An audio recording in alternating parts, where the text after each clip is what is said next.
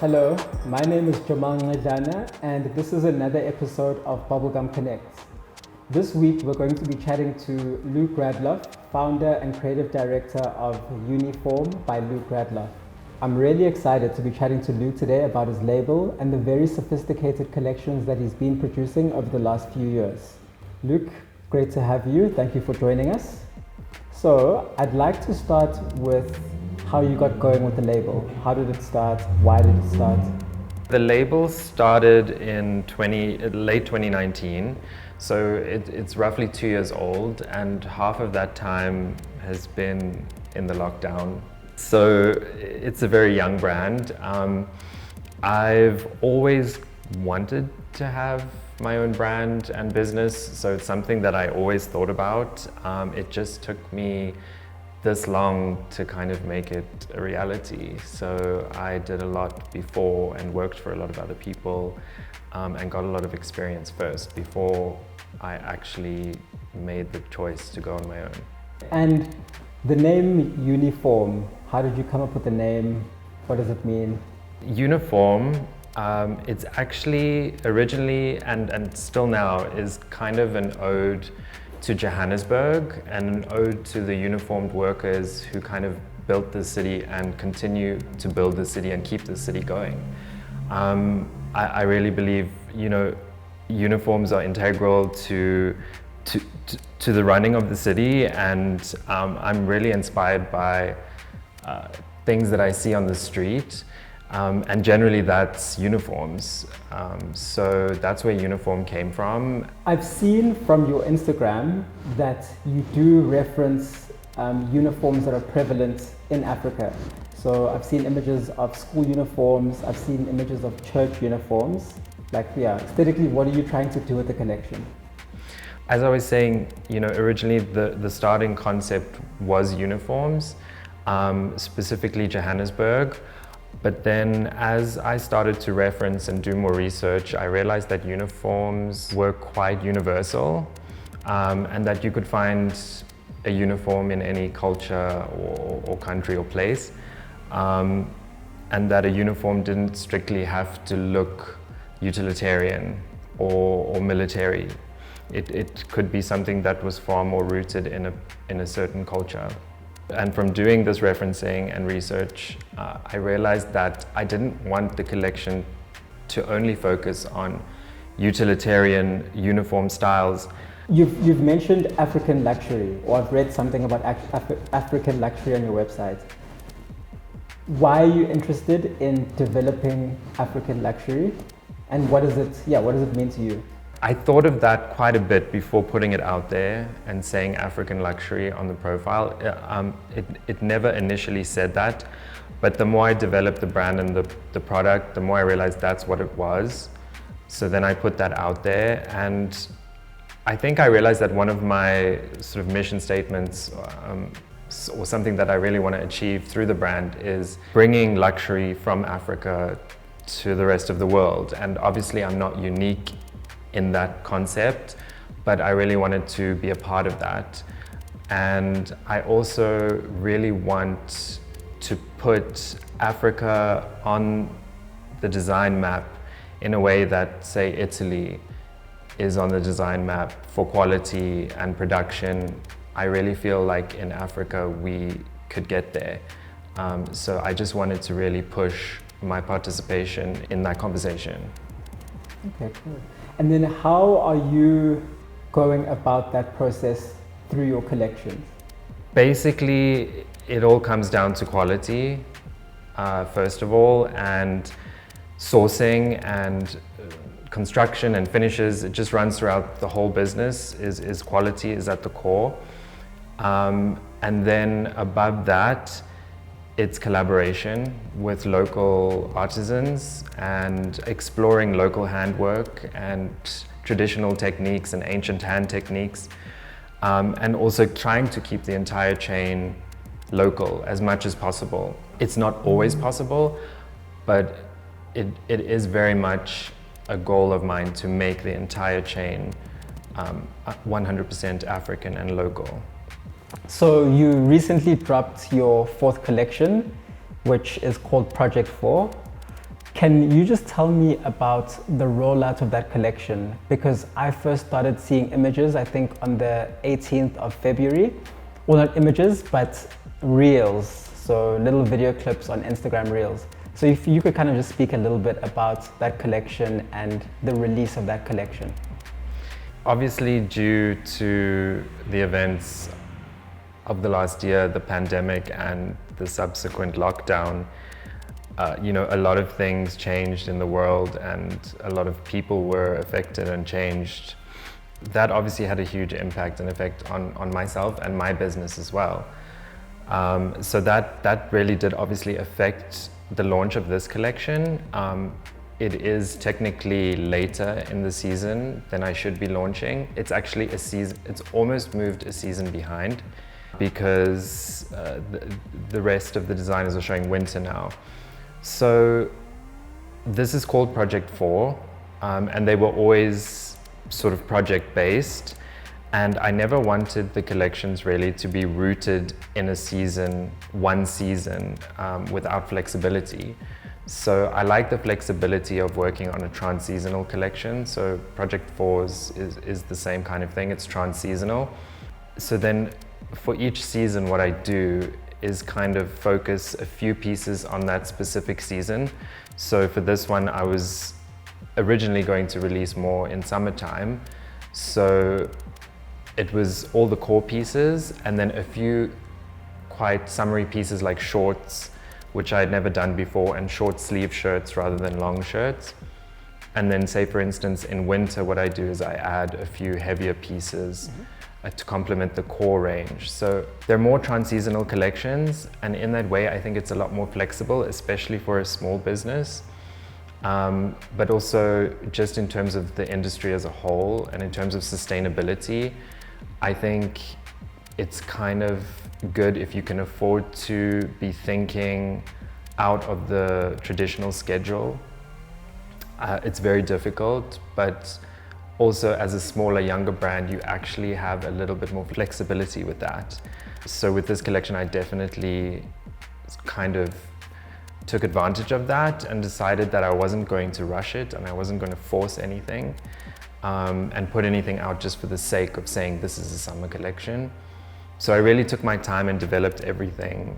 I mean, one of the reasons why I'm asking is because when I started to see the reels and the collection being dropped, it was during, I think, New York or just into Milan. So, I started to ask myself, which calendar or schedule are you trying to participate within? And for me, it was interesting because I think in this moment, as you were saying, because of the pandemic, there does seem to be, there's a lot of people experimenting with a lot of different models, basically. So that's kind of, why I'm asking, just to get a sense of how has the pandemic changed maybe your model and your thinking around clothing and like drops and all of those things. I wasn't actually really fully thinking of anything outside of the collection in terms of what Fashion Week is happening at what time. And I wasn't syncing the release with anything.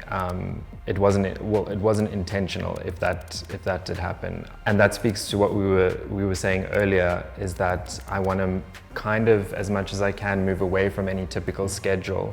It is obviously nice to participate when other designers are participating in things, but I think in order to maximize sustainability, especially for your own personal sustainability as a brand, sometimes you need to make difficult decisions and or sometimes they're not even difficult, but because everyone does things a certain way, we just kind of don't realize that we can do things differently, or we almost kind of get trapped in a box of this is exactly how we should drop collections and this is exactly how they should look and this is when they should come out. So basically I was just really trying to get away from that and trying to do things on my own, in my own time. And also, for me, it really is about the sustainability of it and the impact that your business has. Also on the environment, in terms of just pumping things out for the sake of pumping things out, that's not really how I want the business to go. So really, it was to be as sustainable as possible. I think again, coming back to like the collection, how it dropped, because it was very interesting for me. I wanted to also find out, why did you decide to drop the collection on Reels? And from what I gathered, it seemed to be a look a day that was published. So also, why did you decide to go that format rather than just dropping the whole collection on Reels at once, or all the looks? I never generally drop the collection all at once. I mean, I do, but not on social media or online. And it's actually just a sustainable way for me to release content. Content is obviously one of the biggest parts of the business, and it's also one of the most expensive. So it's just about feeding that content through over the season, and so that it can come, so that the content is there throughout the whole season. Yeah, I mean, it's, as you're saying, it's kind of, yeah, it's sustainable. And you've mentioned sustainability quite a lot, both I think in the way that you practice, but also in the way that you create the clothing as well. I'm not saying that I'm completely a sustainable brand, but I think that's the goal. I like that little bit of mystery as well. I don't like to launch the whole collection in one go, because then it's kind of done and it's over and everyone's seen and taken from it what they will. And I kind of get kind of sad about that. I like to keep having surprises over the season. What I do is, on the website, generally when I release, then everything will be there. So for people that are engaging with the brand and are going to the website, they'll see everything. But for people who are sort of more interested in the aesthetics and the visuals, they'll constantly have surprises coming along the season. Okay, again, from social media, I've kind of seen like B Diamond Head posting a lot about the label. She seems to be a really big supporter of the label. And then it seemed as if she was also involved in this current collection and the launch. So if you can just like speak a little bit about like your relationship with B. B has become one of my biggest collaborators. She is also a friend and a customer. So that's kind of really important, because she wears the brand, she wears the clothes, and she knows how they fit and how they feel. So she's actually the perfect face for the brand in that way. And for the latest collection, she obviously had influence over a lot of things. Like I said earlier, whether that's subconscious or not. But in terms of the campaign itself, B creative directed everything. Well, we did it as a team. So working with B on the campaign was really important for me, and to have her voice on the campaign. And I did actually entitle the campaign Voices, because I wanted to have many voices involved. And that was kind of out of my comfort zone, because I'm so used to creative directing everything myself and being so hands-on myself. Getting back to the point of the campaign being called Voices, as I said, I wanted to have all those different voices, and the end result being something that I never could have imagined myself. No one could imagine what the end result would be until it was done, because everyone came together and offered what they had to offer. So the end result is a really organic thing, and I really love that. Yeah, I mean, speaking about like voices and many voices, you collaborated with Berrydale textile makers for this collection. I did. I've been collaborating with them since last season, and it's an amazing collaboration. It's one that I'm super excited about.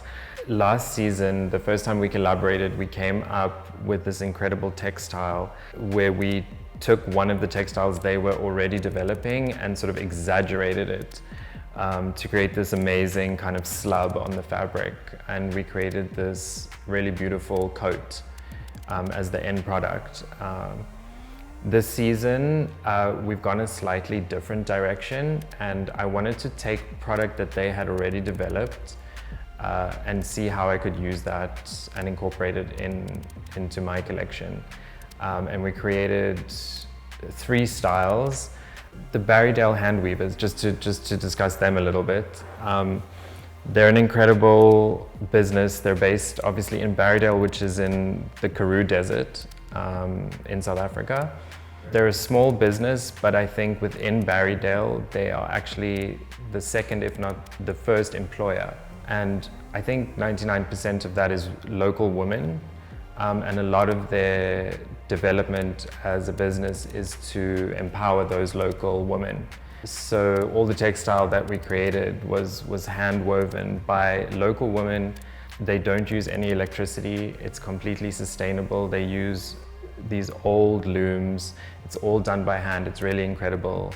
But the textile itself is 100% local. It's 100% African in its life cycle. So I really love that story. I mean, I guess we could speak a little bit more about the collection and the products.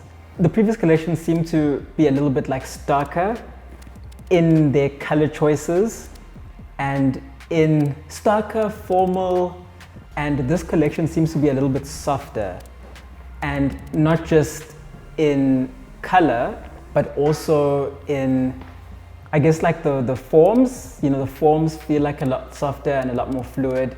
So I'm just wondering if you could speak a little bit about that. It was a very organic process, and only sort of toward the end, when I could step away and look at everything, I could see why I had created everything that was there. And not to constantly go back to the pandemic, but you know, obviously it took over everyone's lives. So that definitely was an influence. And I think it's ironic because if you think about it, coming out of the pandemic and everything that happened this year, you would imagine maybe even more of a stark collection, more of a starker collection, as you say. But at the end, it turned out to be very light and airy and flowy, which is very different for me.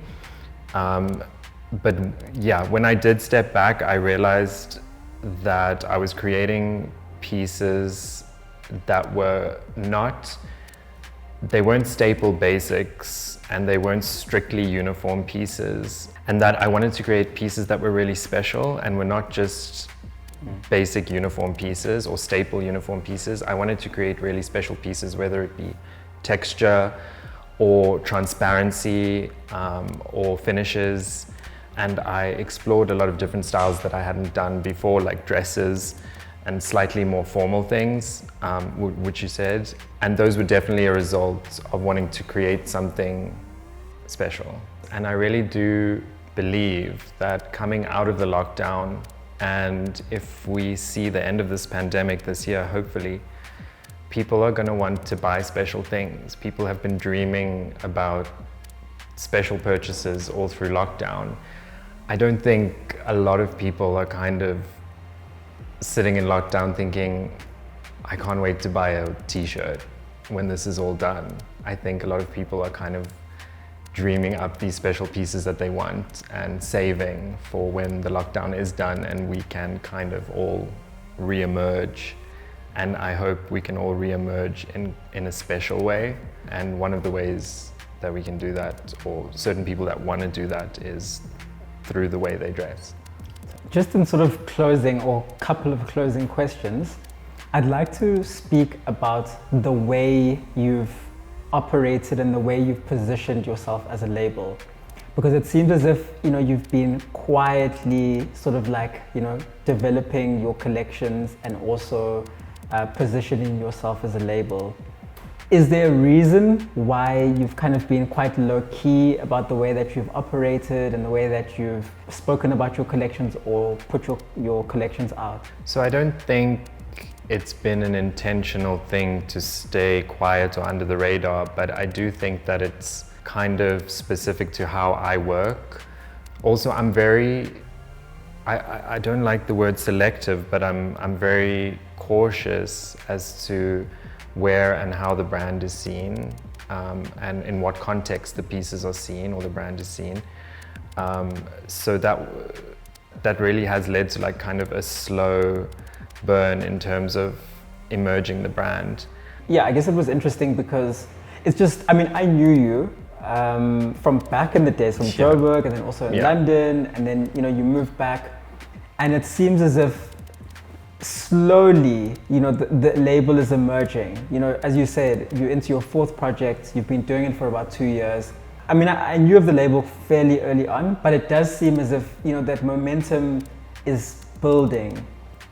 But when you look back and you look at like your Instagram and just your communications and the way that you've operated, which platforms you've been on, it does seem to be quite low key. And I wonder, with the quality of your products and your projects, why that is. Because usually in South Africa, things come to the fore quite quickly, and especially if things are good. So for me, then I started to think, okay, maybe this was intentional, and that's why, I was asking that question. Yeah, to a degree, it is intentional. I've always thought of Uniform as a brand that would slowly grow, and also be build a bit of a cult following for the brand. And I think the only way you could do that is slowly and sort of over time and very considerately. So I think when you are being that considerate, things do move slower. Obviously there have been opportunities to grow faster, but I haven't necessarily taken those because they haven't been ones that have fit with the brand. I'd rather grow slower and build that small cult following, especially locally. But just to speak about like the aesthetics, because when you were speaking about, how considered you've been, I get that sense as well when I look at your Instagram and the content that you create for and around your brand. And then yesterday when we spoke, when I came to your studio, you also spoke about, working towards finding a visual language for your brand. And you spoke, I think, about projects, I think it was 2 or 3. But anyway, like what are you, in terms of like a visual language, what are you trying to cultivate? I think what I'd said to you in the studio was that I don't think I've necessarily cultivated exactly how I want the brand to be seen, but I think it's a journey towards getting there. But I definitely have been considerate, as you say, up until now. And also just trying to figure out how to keep everything local and collaborate with local artisans and still keep the aesthetic the right way. Kind of learning how to navigate all of that and to still come out with the image or the aesthetic that I need or want for the brand. Just kind of navigating that and learning how to get that. That's gonna take time, and that's kind of what I'm doing. Totally. Yeah, I mean, it's, as someone who's run a label in South Africa, I know how challenging it is. So big up to you. And yeah, I wish you the best of luck. And thank you. I have no doubt that your label is going to continue to rise and rise. And yeah, I look forward to continuing to follow your journey. Thank you so much. I really appreciate that. And I'm really excited for Bubblegum Club's progression as well. Thank you so much. Thank you. Thanks everyone for tuning in. For more news on Uniform by Luke Radloff, you can follow their Instagram, which is @Uniformza. Amazing. And then for all Bubblegum Club related content, we are at Bubblegum Club on all socials. Thank you and peace.